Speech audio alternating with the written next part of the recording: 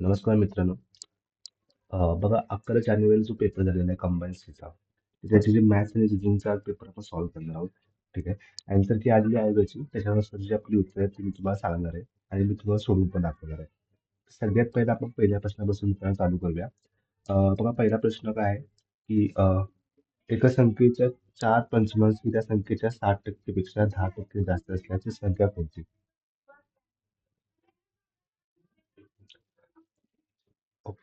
तर बघा सगळ्यात पहिला हा जो प्रश्न आहे अ, ह्याचा काय एक संख्या आहे त्याची 4 पंचमाश ही त्याच्या 60% पेक्षा 10% जास्त आहे.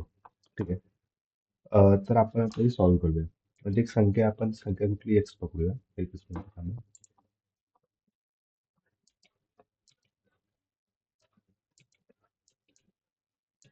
हा तर बघा एक संख्या आहे त्याच्या 4 पंचमांश. ठीक आहे. ही त्या संख्येच्या 60% पेक्षा 10ने जास्त आहे. ठीक आहे. असं आपण पकडूया आता. तर बघा 4x डिवाइड बाय 5 बरोबर. आता हे कसं येणार आहे बघा हे शून्य गेले हे शून्य गेले. बेपंचे 10 बेत्रिक 6 म्हणजे काय येणार 3x डिवाइड बाय 5 अधिक 10. ठीक आहे. मग आता हे प्लस आहे इकडे मायनस जाईल. 4x minus 3x divide by 5 बरोबर 10. मग x बरोबर 10/2 इथे येणार सॉरी इकडं गुणाकार आहे तर इकडं भाग होईल. ठीक आहे. 10 गुणिले 5 बरोबर 50. ठीक आहे. अशा पण मित्रांनो ह्याच्यामध्ये येईल. हा जर आपण एक प्रोसेस निघूया तुम्हाला जर किंवा उत्तराकडून जर जायचं असेल. ठीक आहे. तर मित्रांनो ह्याचं उत्तराकडून पण ऑप्शन येतं. ठीक आहे. म्हणजे काय एका संख्येचे 4 पंचमांश बघायचे आपल्याला. ठीक आहे. त्या संख्येच्या 60% पेक्षा 10% जास्त आहे. त्याच्यापेक्षा ही सिंपल प्रोसेस आहे मित्रांनो. ठीक आहे. तर आता आपण दुसऱ्या प्रश्नावर जाऊया मित्रांनो. बघा दुसरा प्रश्न आहे मिश्र धातू ए आणि बी मध्ये तांबे आणि जस्त यांचे प्रमाण अनुक्रमे 4:3 आहे. किती 4:3 आणि 9:5 आहे. दोन्ही मिश्र धातू समान प्रमाणात मिसळून मिश्र धातू सी तयार केल्यास त्या मिश्र धातूमधील सी सी जे तांबे जस्त यांचे प्रमाण विचारले. ठीक आहे.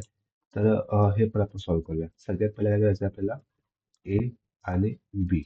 ठीक आहे. पहिल्या ह्यांचं आपण सॉल्व्ह करूया. ए मध्ये काय 4:3 आणि बी मध्ये काय 9:5. बघा इथे टोटल 7 आहे. त्यांची 14 आहे. म्हणजे काय येणार आहे ए मध्ये सॉरी ठीक आहे.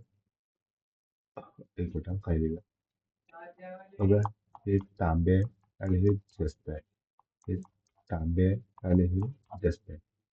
मग 4:7 आहे 3:7 आहे 9:14 आणि 5:14. आता हे काय बोलूया आपल्याला की एक धातू तयार करा. ठीक आहे. आपण सगळे पहिला तांबे तयार करूया. तांबेचं काय 4:7 आणि इकडचं आहे 9:14. ठीक आहे. आता बघा आपल्याला पहिला छेद समान करावा लागेल. ठीक आहे. मग ह्याला 2ने गुणून छेद समान करून घेऊया. 4 दुणे 8 अधिक 9 भागिले 7 दुणे 14. ठीक आहे. जास्त पण आपण एक करूया. किती आहे 3:7 अधिक 5:14. छेद समान करा 2ने गुणायचं आहे. 3 दुणे 6. ठीक आहे. 7 दुणे 14. ठीक आहे. बघा 9 आणि 8 17. 6 आणि 5 11. ठीक आहे. म्हणून मित्रांनो उत्तर आहे 17/11. ठीक आहे.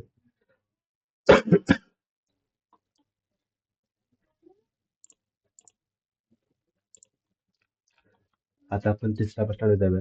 सरळ व्याजाने 5,000 रुपयाची रक्कम ही 3 वर्षात 5,700 होते. जर व्याज दरात 3% ने वाढ केली तर त्याच मूळ रकमेचे 3 वर्षात किती रुपये होतील? ठीक आहे.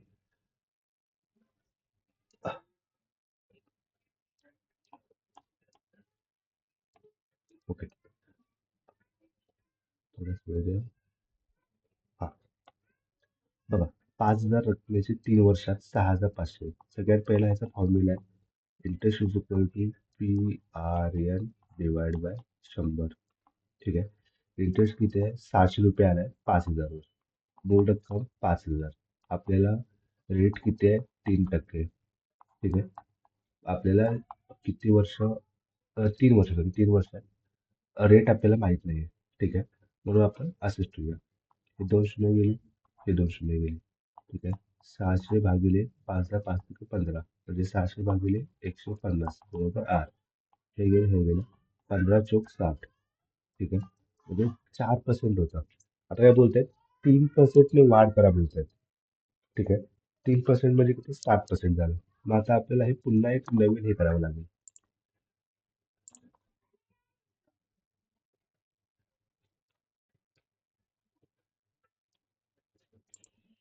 थोडंसं वेळ.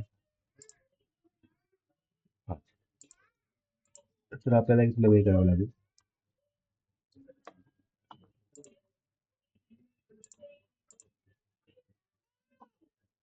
हा, आता PRN डिवाइड बाय 100 किती येणार. सगळ्यात पहिला 5,000 रक्कम आहे, त्याच्यावर 60% व्याज गुणिले 3 वर्ष भागिले 100. ठीक आहे, 2 शून्य गेले, 2 शून्य गेले. 7 × 3 = 21. 50 × 21.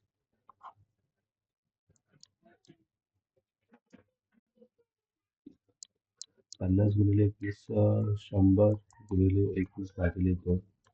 21/2. बे की बे, बे शून्य शून्य, बे पंचे 10. 1,050. ठीक आहे, हे व्याज मिळणार आहे. मग 5,000 अधिक 1,050. ठीक आहे, 0,506, म्हणजे 3 वर्षामध्ये आपल्याला 7% व्याज. पहिला 3% होतं, 4% होतं, 3% वाढवलं. 7% व्याज टोटल रक्कम आपल्याला मिळणार आहे 6,050 मित्रांनो. ठीक आहे, आता आपण याच्या नेक्स्ट प्रश्नाकडे जाऊया मित्रांनो. बघा, 10 स्त्रिया एक काम 7 दिवसात पूर्ण करतात. 10 मुले तेच काम 14 दिवसात पूर्ण करतात. तर 5 स्त्रिया आणि 10 मुले तेच काम किती दिवसात पूर्ण करतील. ठीक आहे, आता आपल्याला ह्या प्रश्नाचं उत्तर द्यायचं आहे. आपण एका वेगळ्या पेजवर घेऊया. बघा, प्रश्न काय होता, 10 स्त्रिया एक काम सॉरी एकच मिनिट आहे. ह्याच पेजवर घेऊया.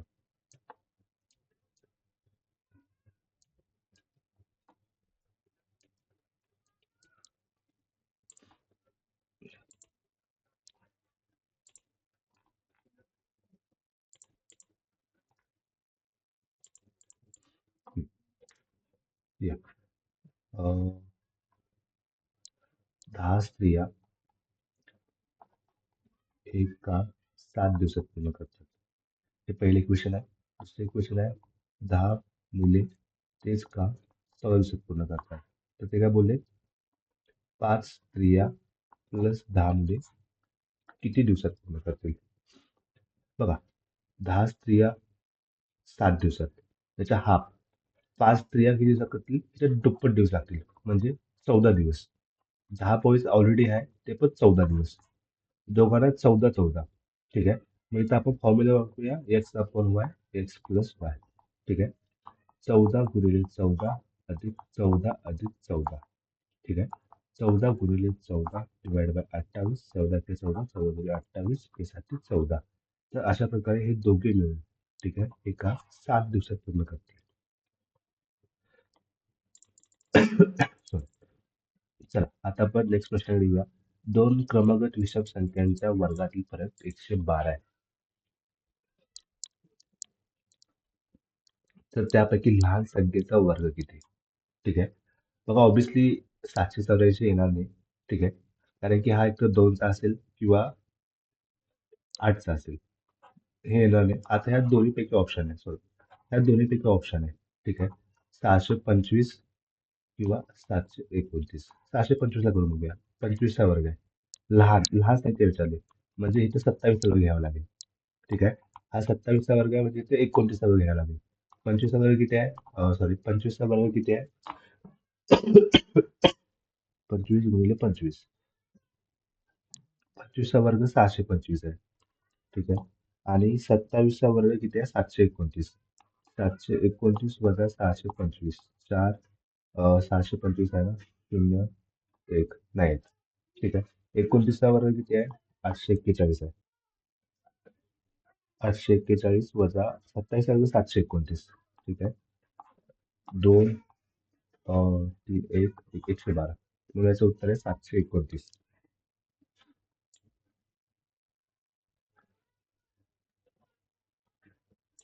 ओके. बघा आता ह्या प्रश्नाचं उत्तर आहे, आपल्याला ह्याची किंमत काढायची आहे. ए स्क्वेअर मायनस बी स्क्वेअर. ठीक आहे. असं वरच्याच आहे, मग ह्याचं काय ना ए प्लस बी इंटू ए मायनस बी. ठीक आहे. मग कसं आहे ना 0.011 अधिक 0.01 इंटू 0.011 वजा 0.01. ठीक आहे. Divide by 1.2. मग इथे काय ना 0.011 0.01 2 1 0 0.12. ठीक आहे. गुणिले 0.11 वजा 0.01 ठीक आहे 0.1 म्हणजे 0.10 डिवाइड बाय 1.2. बघा 120 1 2 3 4 म्हणजे अजून एक शून्य आणि शून्य 100 खालती येणार 1.2. ऑब्विसली 12 की 12 म्हणजे उत्तर येणार आहे 0.01. ठीक आहे.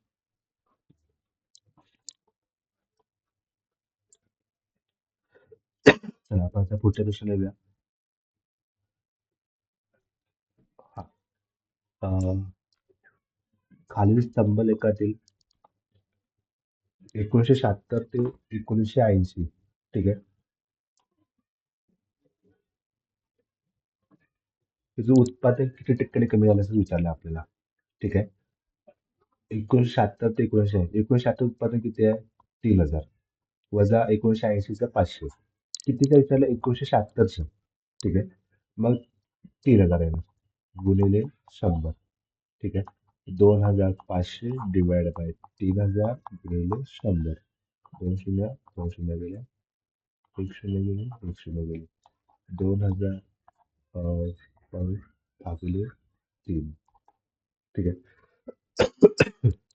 बघा 13 5 15 13 7 21 13 8 24 1 3 त्रिक 9 परत एकच उभे करायचे 83.33% याचं उत्तर आहे मित्रांनो.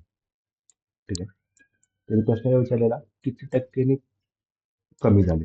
ठीक आहे. 500 500 कमी झाले, पण विचारले काय 76 ते डायरेक्ट 80. ठीक आहे. म्हणून 3,000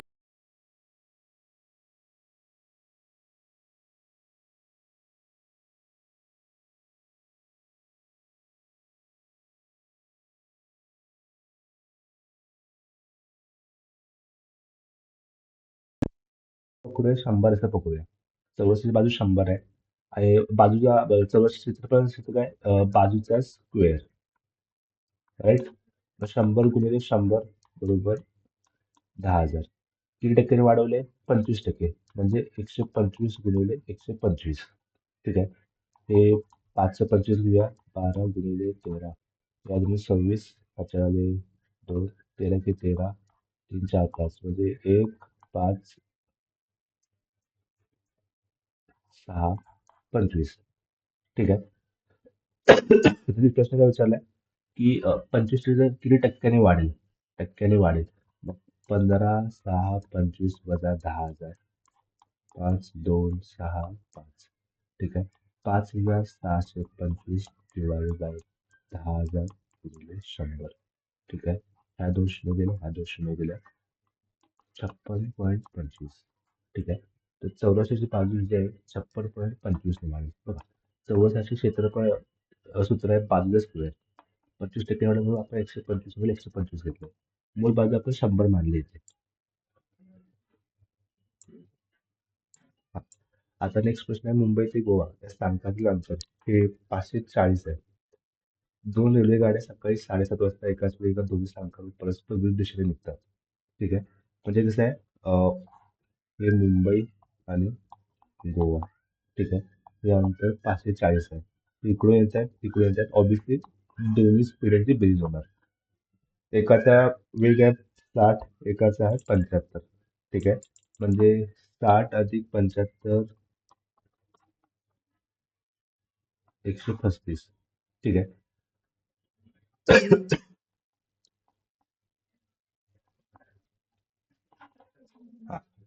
distance is equal to speed into time. ठीक आहे, डिस्टन्स किती आहे? 540. स्पीड किती आहे? 540 किमी आहे. आणि अंतर पण आपल्याला किमीमध्ये दिले, त्यामुळे आपल्याला ट्रान्सफर करायची गरज नाही आहे. 135 गुणिले टाइम. टाइम आपल्याला काढायचा आहे. मग 540 भागिले 135. 135 ला 13 चौक 52, 5 चौक 20. 135 डायरेक्ट 520ला 4ने बेरीज जाईल. ठीक आहे. 7.5 अधिक 4 तास म्हणजे 11.5. म्हणजे उत्तर आहे 11.5. ठीक आहे.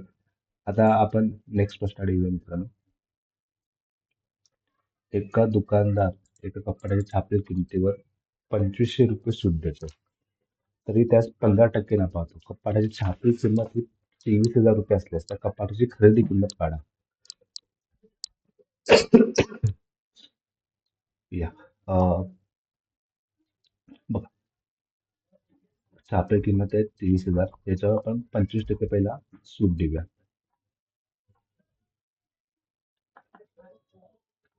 230 गुणिले 25, 230 गुणिले 100 भागिले 4. 3000 भागिले 4. 4 सॉरी, 4 पंचे 20.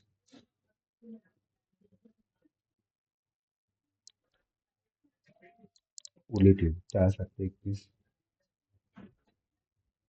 4 8 32. 4 7 21.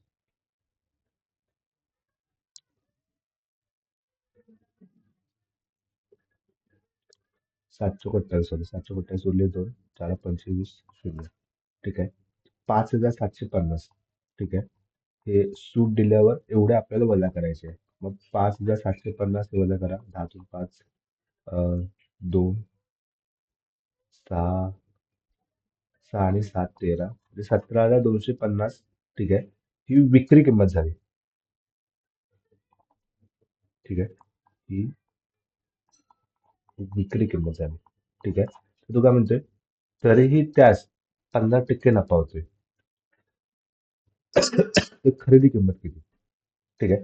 तर आपल्याला खरेदी किंमत काढायची आहे याच्यावर मित्रांनो. म्हणजे एक्स ही व्हॅल्यू आहे, ह्याच्यावर 15% नफा दिला. जे 100ला 15% ऍड करा. 115. ठीक आहे. तरीही त्याला 15% नफा होतो, म्हणजे 17,250 रुपये मिळतात. ठीक आहे. तर खरेदी किंमत काढायची आहे.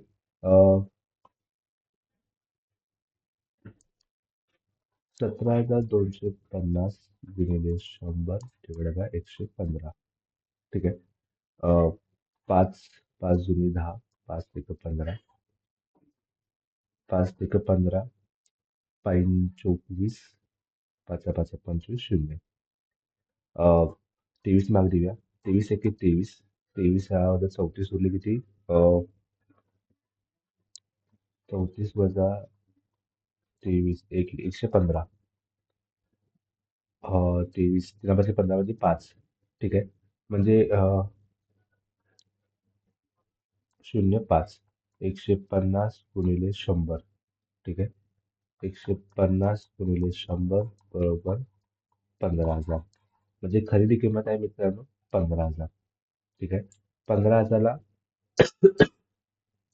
ती वस्तू खरेदी केली, विकले 17,250ला, त्याच्यावर त्याला 15% नफा झाला.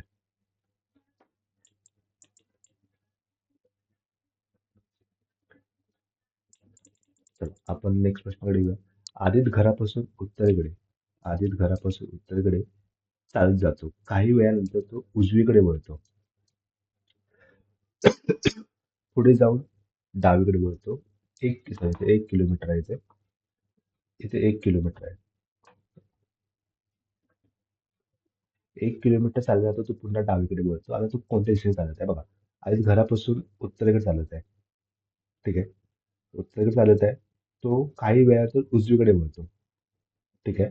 नंतर पुन्हा डावीकडे, म्हणजे ही डावीकडे. पुन्हा 1 किलोमीटर चालतो, म्हणजे हे 1 किलोमीटर पकडा. आणि पुन्हा डावीकडे वळतो. तो कोणत्या दिशेने चालत आहे? ठीक आहे. कोणत्या दिशेने चालत आहे? पश्चिम. ही पूर्व आहे, पश्चिम आहे. ठीक आहे. उत्तर आहे, दक्षिण आहे. तो पश्चिम होतोय मित्रांनो याचा. हा, चला आपण आता पुढच्या प्रश्नाकडे येऊया. राम, श्याम, जॉन यांच्या 5 वर्षापूर्वीच्या वयाची सरासरी 16 वर्षे होती. तर 5 वर्षानंतर त्यांच्या वयाची सरासरी किती होईल? बघा, सोडवायची पण गरज नाहीये. वय सेम आहे. ठीक आहे. तर सरासरी पण सेमच वाढणार आहे. ठीक आहे. 16 आहे. 10 वर्षांनी 26 होईल. तरी पण आपण एकदा प्रोसेसने जाऊया. आजचं काढूया. 16 × 3 अधिक 15. 16 × 32, 16 × 48 अधिक 15, 63.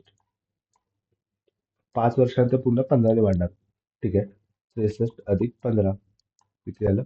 78. 8, 5, 6 आणि 7 गेली. 3 सरासरी काढायची आहे. किती आलं? 26. वय सेम आहे तर सरासरी पण सेमच राहणार. सरासरीमध्ये मग फरक येणार नाही. ठीक आहे. 5 वर्ष हे आजचं आहे. 5 वर्षापूर्वीचं होतं आणि 5 वर्षानंतर विचारलंय. म्हणजे ऑब्व्हियसली 10चा फरक वाढणार. म्हणून याचं उत्तर 26 येणार आहे मित्रांनो. वरीलपैकी कोणता पर्याय दिलेल्या अक्षरमालिका पूर्ण करेल? ठीक आहे. बघा, ए ए ए ए ए ए ए ए ए ए ए ए ए आणि बी. ठीक आहे. बघा, आपण पहिलं टाकूया ए ए बी ए ए ए. नाही बघा, याचं हे होत नाही. आपण हे प्रॉपर वेळी सोडूया.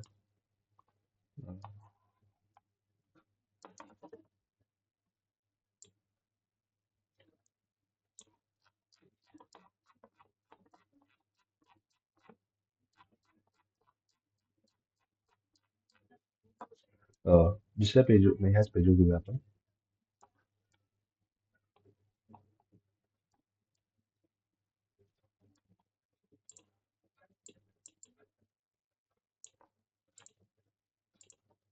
ओके. 1 2 1 2 1 2 3 4 5 6 7 8 9 10 11 12 13 14 15 16 17 18. ठीक आहे. 18 भाग आहे. तर आपल्याला हे प्रॉपरली लावायचं आहे. पहिला ऑप्शन आहे बी ए ए बी ए ए ए. नाही बसत बघा. हे दुसरं आहे ए A B A A A B. ठीक आहे. नंतर ए ए ए ए इथं बी पाहिजे. आपण गेला ए A B A A A B A A A B ए ए ए ए परत बी आहे. नाही होणार. बघा इथं ऑप्शन आहे. बघा हे असं येणार आहे. ए ए ए बी झालं 3. नंतर ए ए ए बी 3 ए 1 बी 4 ए परत 1 बी नंतर परत 5 ए आणि 1 बी. म्हणून ऑप्शन नंबर असणार आहे 4.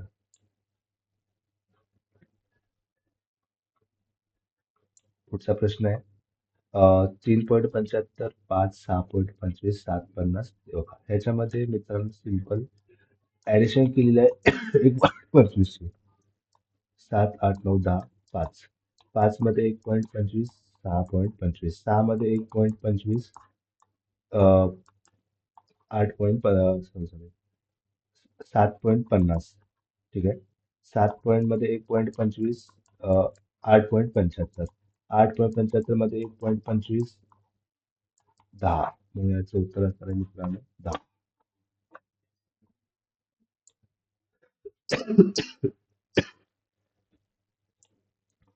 विद्यार्थी जुनी माहिती गोळा करतात, नव्या माहितीची तुलना करतो, चुका शोधतो, नवीन निष्कर्ष सुचवतो. पण हा ही कोणती मानसिक प्रक्रिया आहे? जुनी माहिती गोळा करतो, नव्या माहितीची तुलना करतो. म्हणजे बघा ऑब्विसली पाठांतर येणार नाही. तर पाठांतर कुठलं झालं नाही, पाठांतर गेलं. जुनी माहिती गोळा करतो, नव्या माहितीची तुलना करतो, चुका शोधतो, निष्कर्ष सुचवतो. ठीक आहे. निरीक्षण करत नाही. माहिती तुलना करतोय म्हणजे निरीक्षण नाही, तो काहीतरी प्रक्रिया करतोय. ठीक आहे. आता अनुकरण. अनुकरण म्हणजे काय? तो फक्त अनुकरण करत आहे. असा पण ऑप्शन नाहीये. माहिती गोळा पण करतोय, तुलना पण करतोय, निष्कर्ष पण सुचवतोय. म्हणजे मूल्यांकन करता येतो. ठीक आहे. म्हणून याचा ऑप्शन आहे मूल्यांकन.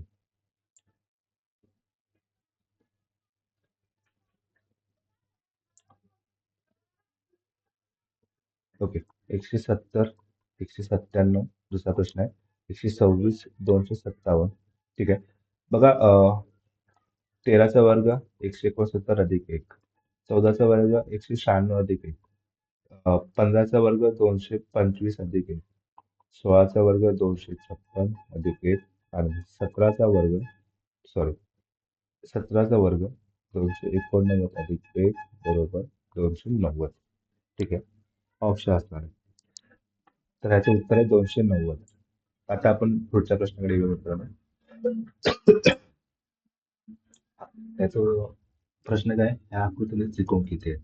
तर सगळ्यात पहिले आपण मित्रांनो ते त्रिकोण मोजून घेऊया. 1, 2, 3, 4, 5.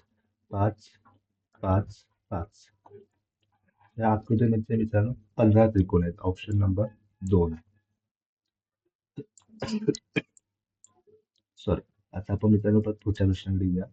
स्पननने 120 पानांच्या एका पुस्तकाचा 3/6 भाग वाचला असेल, तर त्याने त्या पुस्तकाची किती पाने वाचली नाहीत? 120 गुणिले 3/6 वाचलंय. सिंपल 1/2. ठीक आहे, म्हणजे 60 पानं वाचलेत. 120 वजा 60, 60 पानं बाकी. ठीक आहे, म्हणून ह्याचे मित्रांनो ऑप्शन नंबर 2 उत्तर आहे.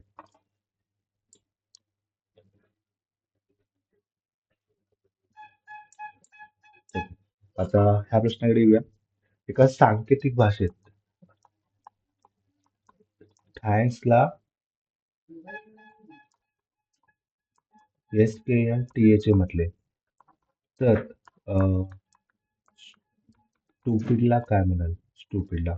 ठीक आहे, बघा, टीए चे हाय जर ठेवले, हे उलपाटे केले SKN, तसंच STU तसं ठेवायचं आहे. DIP म्हणजे DIPSTU. ठीक आहे, ऑप्शन नंबर 2. आणि शेवटचा प्रश्न आहे. Sorry. ओके. राणी आणि सुरेश एक जोडपे असून त्यांना वेदा आणि दीप्तीच्या 2 मुले आहेत. दीप्तीचे लग्न अनुराग सोबत झाले, जो गरिमा आणि तुषार यांचा मुलगा आहे. निधी ही अनुरागची मुलगी आहे. कोमल जी अनुरागची बहीण आहे, जिचे लग्न हर्षद सोबत झाले आहे. त्यांना अमन आणि प्रेम अशी 2 मुले आहेत. प्रेम हा गरिमा आणि तुषार यांचा नातं आहे, तर दीप्ती आणि कोमल यांचे नाते आहे. ठीक आहे, आपल्याला मेन प्रश्न आहे दीप्ती आणि कोमल. ठीक आहे, आपण पूर्ण प्रश्न सोडूया, उत्तर आपल्याला मिळून जाईल. अ, राणी आणि सुरेश हे एक जोडपं आहे. ऑब्विसली राणी फिमेल असणार, सुरेश मेल असणार आहे. ठीक आहे, मेधा आणि दीप्ती अशा त्यांना 2 मुली आहेत. ठीक आहे, मेधा आणि दीप्ती. ठीक आहे, ह्या मुली आहेत. दीप्तीचे लग्न कोणासोबत झाले? अनुराग सोबत. ठीक आहे, म्हणजे हा अनुराग मेल आहे. जो गरिमा आणि तुषाराचा मुलगा आहे, म्हणजे अनुरागची मम्मी कोण असणार आहे? गरिमा. आणि अनुरागचे पप्पा कोण आहेत? तुषार. ठीक आहे, निधी ही अनुरागची मुलगी आहे. कोमल ही अनुरागची बहीण आहे, म्हणजे अनुरागला एक बहीण आहे. ठीक आहे, तिचं नाव आहे कोमल, जिचे लग्न हर्षित सोबत झाले आहे. अमन आणि प्रेम ही त्यांची 2 मुले आहेत. अमन आणि प्रेम. ठीक आहे, तर प्रेम हा गरिमा, हा प्रेम आणि तुषार. प्रेम आणि अ, प्रेम हा गरिमा व तुषार यांचा नातं आहे. ऑब्विसली प्रेम, तुषार ती गरिमा यांची मुलगी आणि यांचं नातू. ठीक आहे, ते विचारले काय? दीप्ती आणि कोमल. ठीक आहे, दीप्ती ही कोण आहे? अनुरागची वाईफ आणि ही बहीण, म्हणजे ऑब्विसली ननंद भावजय. ठीक आहे, म्हणून ऑप्शन नंबर असणार आहे 2. तर अशा प्रकारे आपण जो ग्रुप सी ची जी फायनल अँसर की आलेली आहे आणि त्याच्यावर जी आयोगाने उत्तर सांगितले आहेत, ती तुम्हाला मी सोडवून दाखवलेली आहेत. ठीक आहे, सोपा पेपर होता. मी पण सोडवलेला आहे. तुम्ही पण सोडवला असेल अपेक्षा करतो. धन्यवाद मित्रांनो.